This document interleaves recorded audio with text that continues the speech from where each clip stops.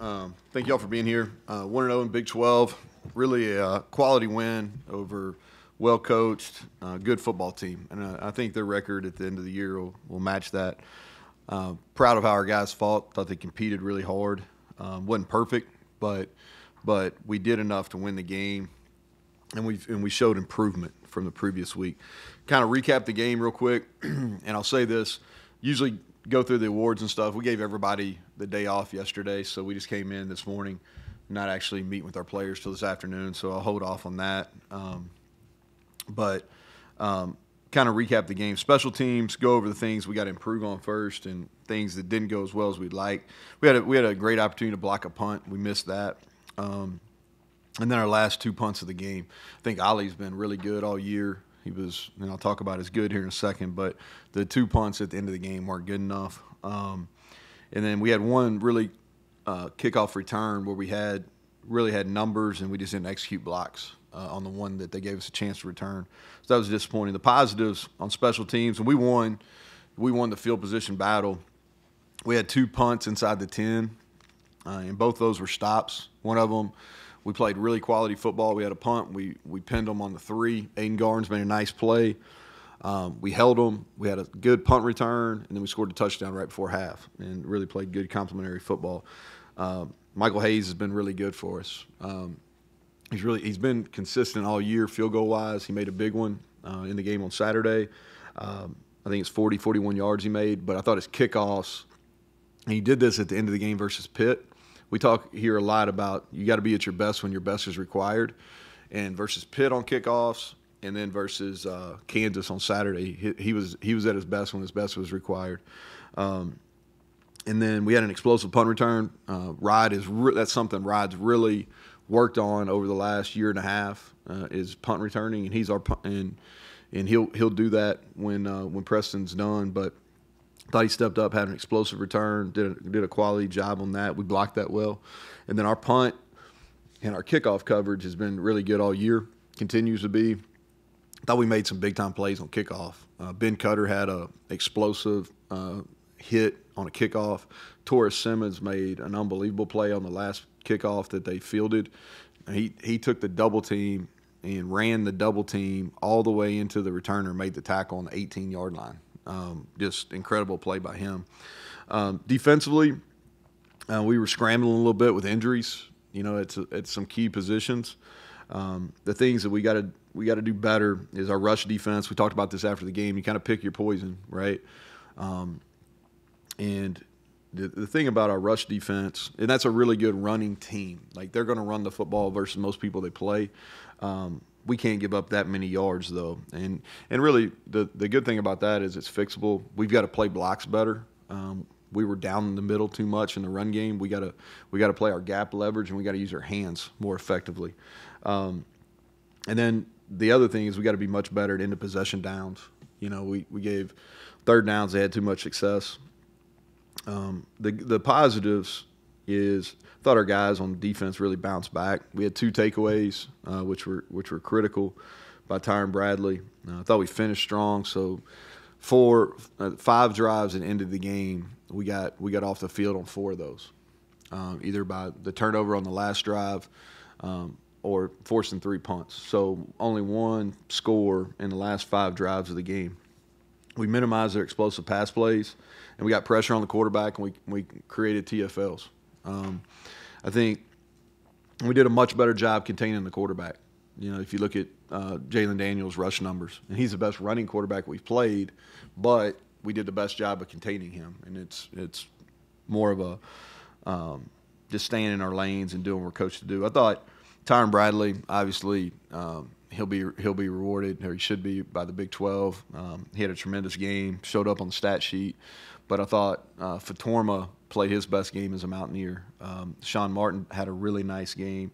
Anthony Wilson has played well all year, probably our most improved player, and then Josiah Trotter made a lot of plays for us on defense. TJ Jackson as well. He continues to be productive up front. Moving over to offense, the negatives, 2 turnovers, and on one of the really on the first pick, I thought that was clearly pass interference, and and watched it over and over, and it is pass interference. But the other one, we had an explosive pass play, and we get hit as we're throwing. We got to do better than that. And we just didn't execute in the run game as well as we needed to. You know, we weren't bad in the run game, but we weren't up to our standards and up to our expectations, how we plan on running it. And it's fundamental stuff. We're crossing over too much. We're not getting on our IDs are right. We're just not finishing. And it's a team run issue. It's not the O-line. It's not the tight ends. It's receivers. Sometimes it's running backs got to win one-on-ones. We just got to be better in the run game. The positives are we had a bunch of explosive plays. We finished strong. I think we had 3 touchdowns in our 2-minute offense. Really good on end of possession downs.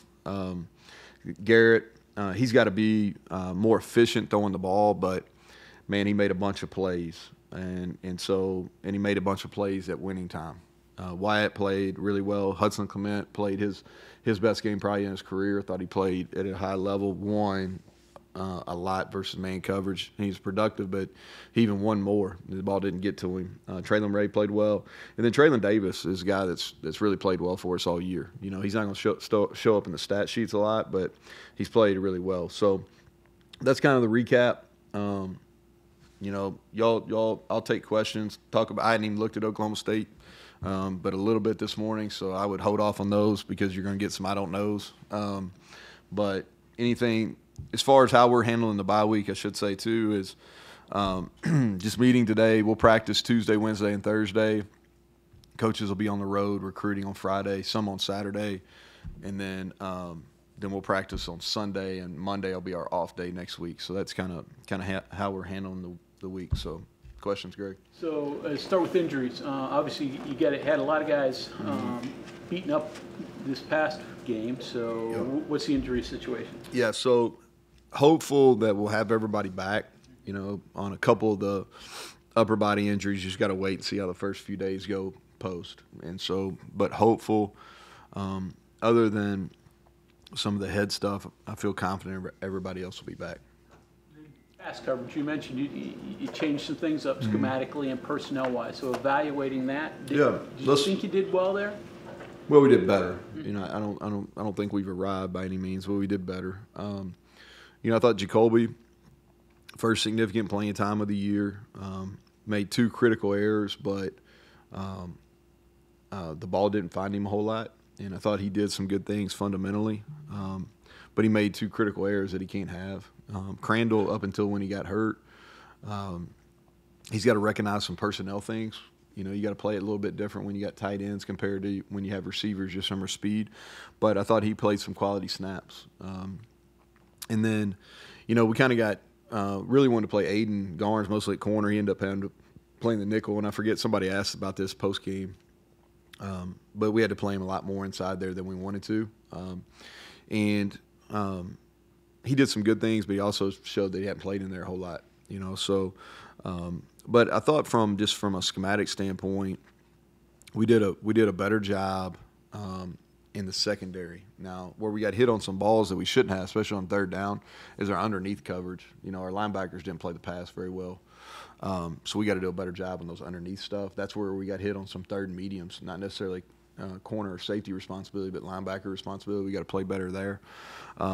But we executed our base coverages, quarters, you know, some cover 3 stuff with our pressures. We executed that at a much higher level. Just curious, walk me through your mindset there. 5:39, the convoy goes past you for the touchdown. You're down 11. You got to thread the needle and extend the game. Just walk me through the anatomy of a comeback here. Yeah, so, the reverse really directly ran right in front of me. Yeah, and when Ty let the ball get outside of him, it was over. You know, that was our edge of our defense, and he didn't play that very well. But so you go into you know you got to play for 2 possessions, and so you immediately have to go into a 2-minute mindset, even though there's 5 minutes and change, because we had all our timeouts. So immediately scored. I tell Garrett, I tell our guys, hey, we're in 2-minute mode, and we're going to go for 2. So when we score, we'll go for 2 on this drive. And it's important to let those guys know, so when you score, they know immediately to getting our huddle and be ready for the next play. And so we had not ran the ball on the opening drive after the lightning delay. We had two really good plays that we didn't fit up very well. And so I knew we wanted to get in to kind of some spread stuff, and either he was going to complete passes or he was going to run around, and we were going to hit some scrambles, and because they were having issues with that, right? And they were playing a little bit more man coverage than I thought. And so if they were going to play man, okay, then they don't have very many eyes on the quarterback. So we go into 2-minute. We had two nice third down conversions on that drive. We hit the 2-point play, even though it should have hit a lot earlier. We end up, Traylon did throw it on the – and then you go into – and this is where, practice is effective for the coaching staff as much as it is for players. So we had 3 minutes and some change left there with 3 timeouts. But you really have 4 because you now have the 2-minute timeout.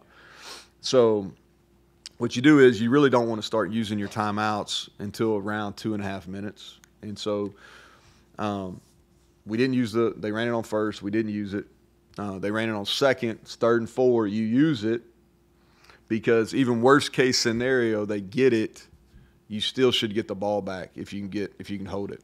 And so we end up only having to use, because we got the stop on 3rd down, we used the timeout again, and then we essentially had 2 timeouts because of the 2 minutes. So when you get the ball back on offense, and we sold out too. Let me go back. And so on the 3rd and 4 play, we sold out. We played zero coverage, and we came because in my opinion, you play that like it's a one-play game. Now, if they get it, you still have time to adjust, but you play that like it's the play to win the game. And I thought we did. Like there's some if you go back and look at that 3rd and 4 stop, Anthony Wilson, Sean Martin, we had some great singular effort plays on that. But you get the ball back. I think it was 2:06 if my mind's running right, or it may have been 2:20 something. I can't remember. Yeah, because I was trying to run a second play and I couldn't get Traylon lined up fast enough.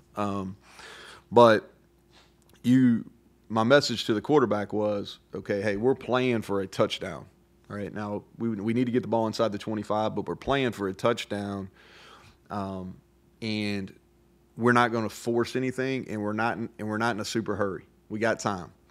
And so that's kind of – and then we went down and scored. Where you get into, it's a little bit hairy, so I think there was 31 seconds on the last play for us. Where it gets a little hairy is we didn't have any timeouts because we had to use a timeout on a run where Garrett didn't get any yardage. Where it gets a little hairy is about 16 or 18 seconds is all the time you can run a field goal team out. So that's where, even though you had 31 seconds, we probably had one more play after – if that play was incomplete to Rod, you probably only have one more play before you have to run your field goal team out there. So that answer your question. I know that was I tried to play through. Yeah, I tried to play through that. So speaking of Rodney, actually, you basically made him just an offensive player in this game because of the circumstances. What's the mentality with him moving forward, with him stepping up so much in this past game? More reps there for him, less on defense, still splitting time. So, no, I think we'll get back this week and start working back on defense. He's going to play offense too. I mean, he's done a nice job with the ball in his hands. He did it. He had 2 nice runs, had a great punt return, and then he did some really good things. And I was proud because he's really been unselfish, and he was rewarded by that with a game winning catch there. So.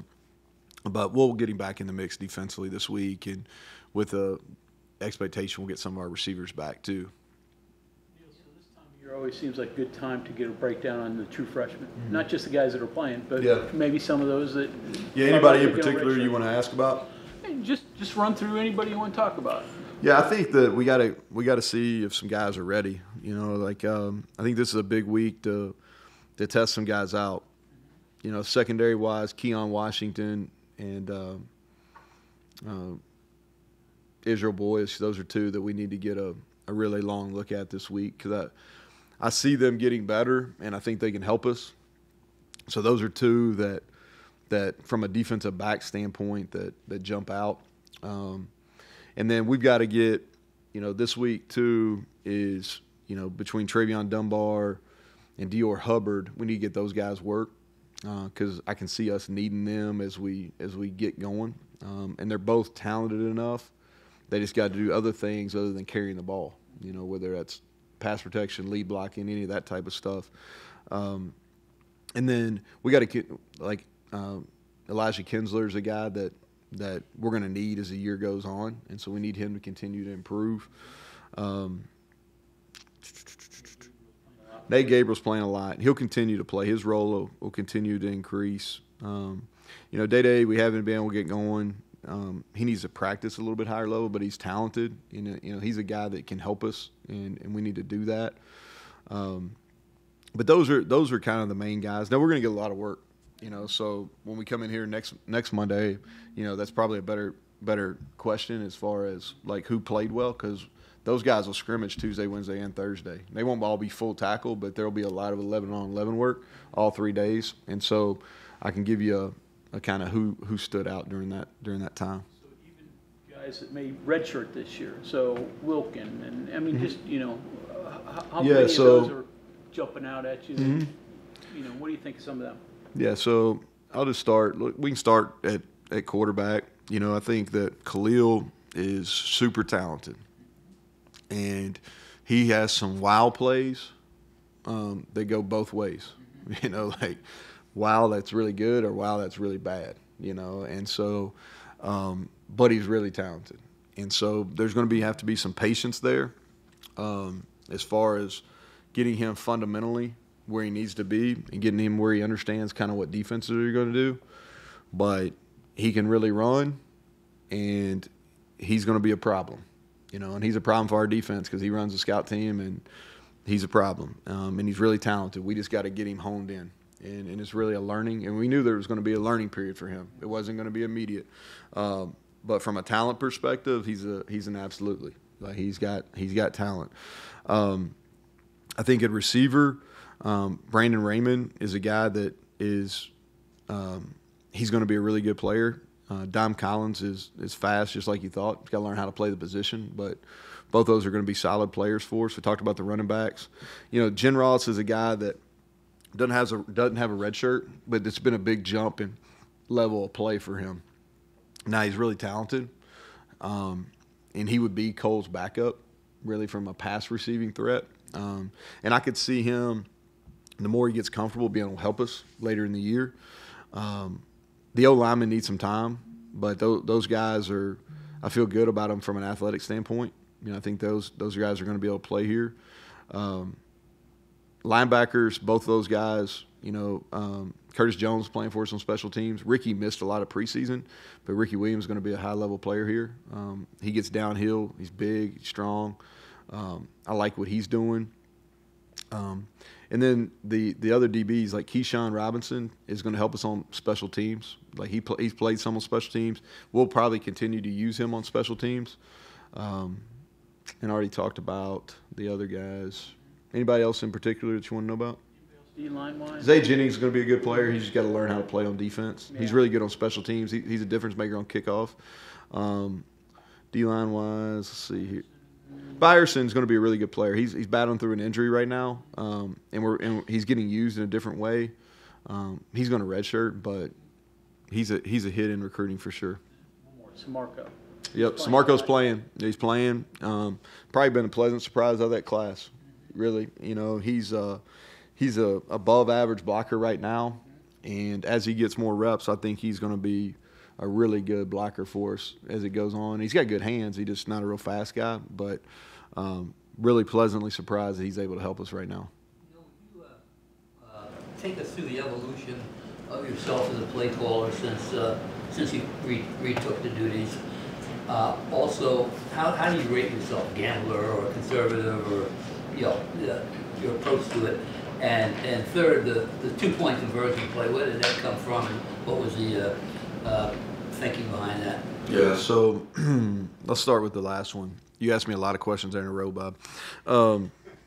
So let me. I'll try to work from the back forward. The 2-point play is a good play. It's a look off a play we run a lot. We've hit that 4 or 5 times. And so that's where that came from. It's a good – I like 2-point plays where you have multiple options, whether it's your quarterback has a run-pass option or somebody else has a run-pass option, and there's a run-pass option there. You know, Traylon's basically going to be the runner until he's not. And so that's kind of the thought on that play. You know, I don't know, like I think that's, you know, the question you asked me about gambler concern, I think that's all in the eyes of the beholder. You know, I think we're pretty aggressive as far as going for it on fourth down. We've been, in the last 2 years, we've been right at the tops in the country, you know, if in the mix there, in the top 10 for sure, and explosive passes. You know, so I think that takes some courage to call those. We are run-based, so we probably, you know, I think sometimes our fans probably don't understand like a two-thought process on third down. You know, we're going to run the ball a lot on third down, and the reason is because we go for it on fourth. You know, and sometimes you get it on third when you run it. Sometimes you go for it on fourth. You know, but it's a lot of times there's a two down thought process in that. You know, I really haven't to answer your first question, like evolution as a play caller. I haven't really stopped and thought about that. You know, I think that each game's different. You know, of how you call it. I think some of it has to do with your personnel, some of it has to do with the defense personnel. There's a lot more to think through when you're the head coach calling the game because you know kind of what your strengths and weaknesses are on defense as well. And so am I different than when I was a coordinator? Probably, just because I'm thinking more from a whole team perspective, and I'm older. You know, like I think you get a little wiser the older you get most of the time. You can tell me better than that, but most of the time. Most of the time. So I don't know if that answers you, but that's how we're different. And we're different probably because what we have personnel-wise. I don't know if it's different because anything philosophically. It's just we're doing what gives our guys the best opportunity to execute right now. You say he takes the ball, he's a runner.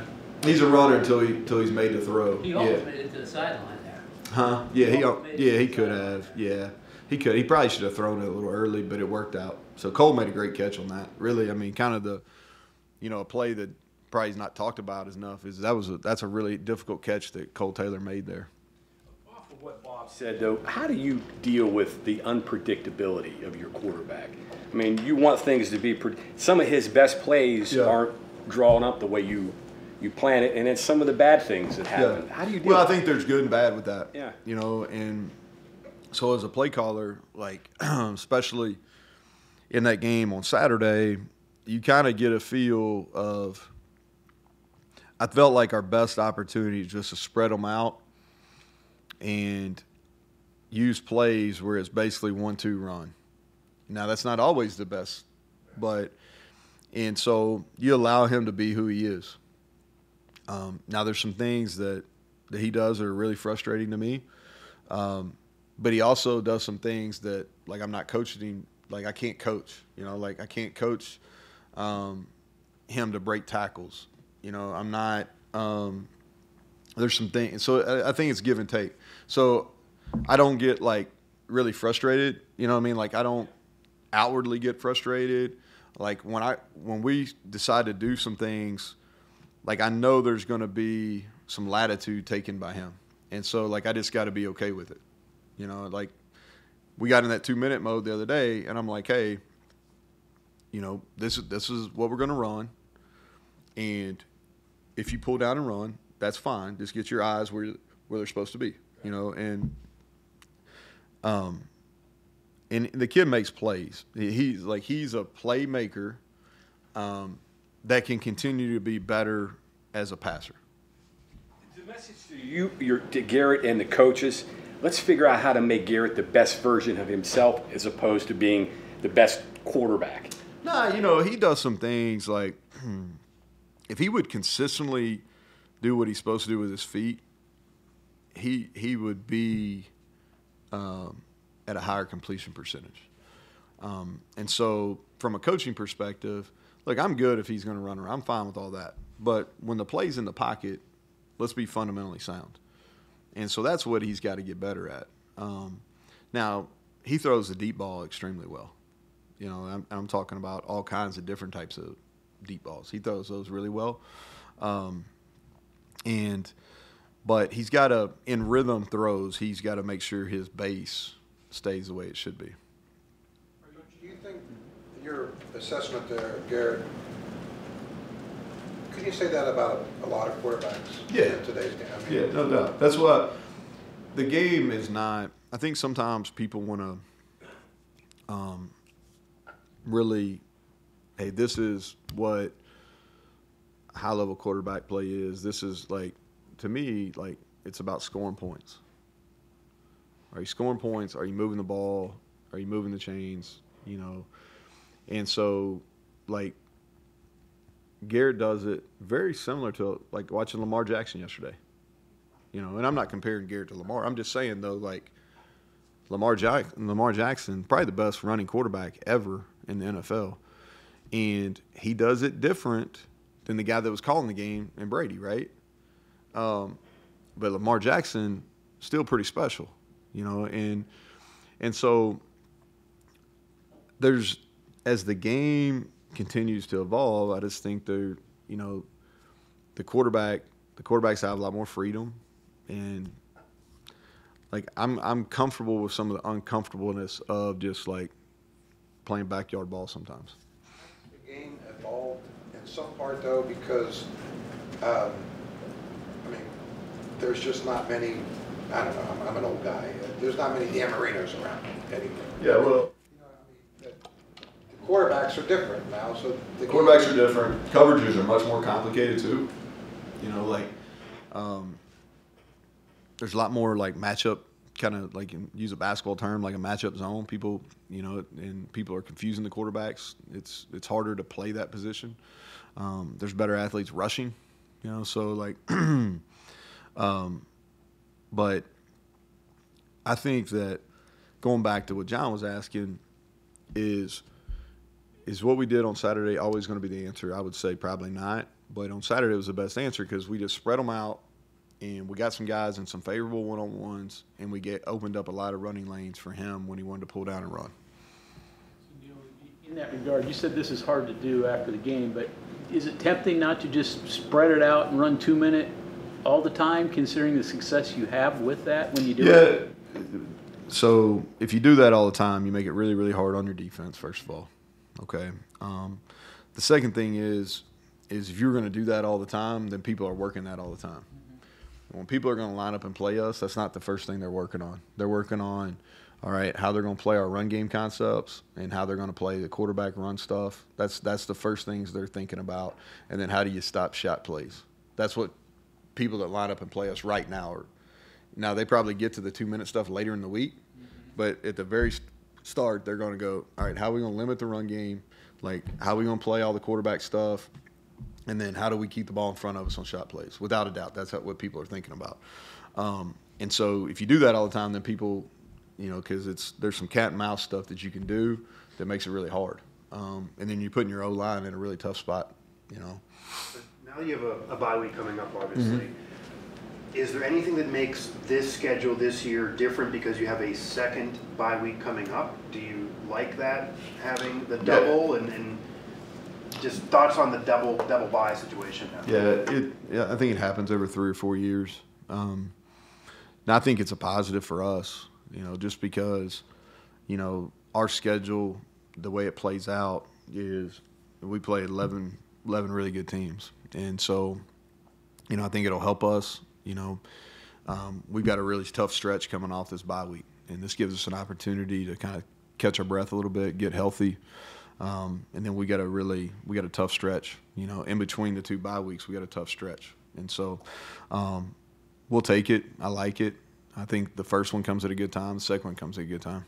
You know, how do you feel your wide receivers have done against man coverage? Man, we won a bunch on Saturday.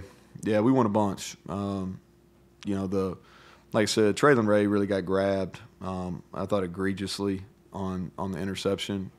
That one sticks out to you as far as not winning, but it's hard when they got the back of your collar. you know. But we won a bunch. That's the best we've done against man coverage this year.